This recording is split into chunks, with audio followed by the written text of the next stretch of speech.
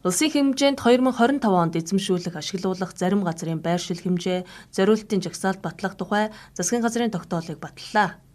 Газрын сан нэгдмэл байх нэгдсэн уялдаа зохицуулалтаар хангах хүрээнд 2024 оны 1-р сарын 1-ээс эхлэн засгийн газар тухайн онд эзэмшүүлэх, ашиглуулах газрын байршил хэмжээ, зориултын жагсаалтыг орон нутгийн саналын дагуу нэгтгэн хэлэлцэн шийдвэрлэдэг болсон билээ.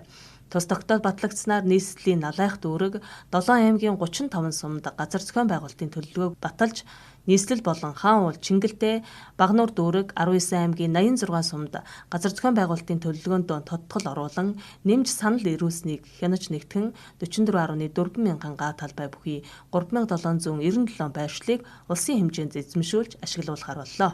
Улсын хэмжээнд төлөвлөлтийн дагуу 296 байршилд улс орон нутгийн төсвийн хөрөнгөөр хийгдэх төсөл арга хэмжээ хэрэгжих, 221 байршилд хувийн хөрөнгө оруулалттай үйлдвэрлэл үйлчилгээний үйл ажиллагаа явуулах нөхцөл боломж бүрдэж, малчтын хоршоонд газар эзэмшүүлэх, иргэнд гэр бүлийн хэрэгцээний болон өвөлжөө хаваржааны доорх газрын зориулалтаар газрыг эзэмшүүлэх, ашиглуулах, орон сууцжуулах, төсөл хөтөлбөр хэрэгжүүлэх газрын асуудал шийдвэрлэгдлээ.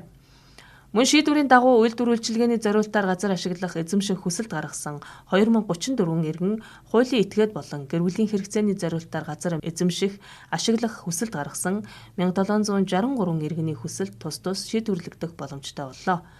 Түүнчлэн өнөөдрийн хуралдаанаар Завхан, Ховд аймгийн иргэдийн төлөөлөгчдийн хурлаас ирүүлсэн саналын дагуу тухайн аймагуудад 2025 онд нийтдээ 18.3 га талбай бүхий 158 иргэний газрыг өмчлүүлэх асуудлыг хэлэлцэн шийдвэрлэлээ.